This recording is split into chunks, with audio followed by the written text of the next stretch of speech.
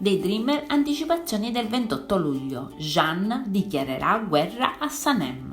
In questa puntata Jeanne e Sanem si trovano lungo la scogliera e avranno l'ennesima discussione, tanto che Jeanne arriva a pensare che questo posto sia maledetto, visto che le loro liti partono sempre dagli scogli.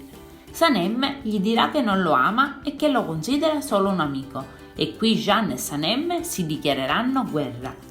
Aileen continuerà a tramare, vuole a tutti i costi rimanere a lavorare in azienda di Ivit. Intanto Sanem, disperata, salirà su un albero e non vorrà più scendere. Osman a questo punto tenterà invano di convincerla. Lei confesserà a Osman che invece di dire a Jeanne che lo ama, entrambi hanno dichiarato guerra a se stessi e subito dopo chiamerà Jeanne che si arrabbia perché lo chiama ancora signore.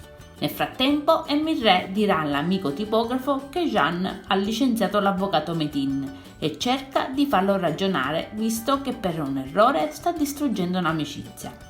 Ma Jeanne continuerà ad essere arrabbiato perché Metin non doveva inviare i documenti alla madre. Intanto Sanem ripenserà a tutto ciò che ha trascorso con Khan.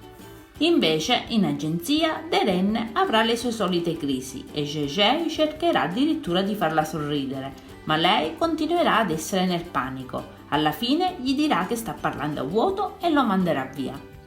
Sanem incontrerà Ayan per parlare del suo amore tormentato. Anche Jeanne racconterà all'amico quanto sia complicata la storia con Sanem e dirà che a momenti la ragazza sembra una pazza incontrollabile.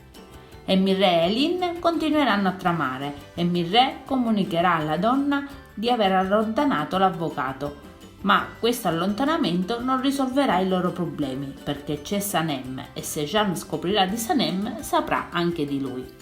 Sanem e Gege intanto lavorano a casa di Ayan. Deren li chiamerà per avvertirli che devono andare a casa di Jeanne.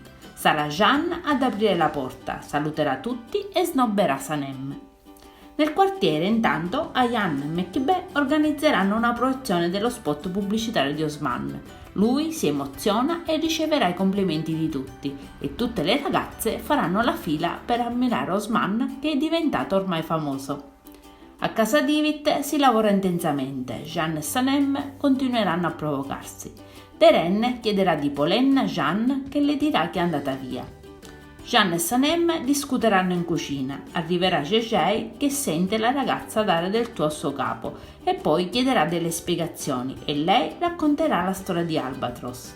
Gege, preso dal panico perché non sa mantenere i segreti, scapperà e si butterà in piscina e tutti lo guarderanno sbalorditi. Nel frattempo Osman vorrà sapere dalla sorella Ayan di Gege e perché gli ronza sempre tra i piedi e Ayan, per tranquillizzare il fratello, gli dirà che Gege si è dichiarato ma che lei lo ha respinto.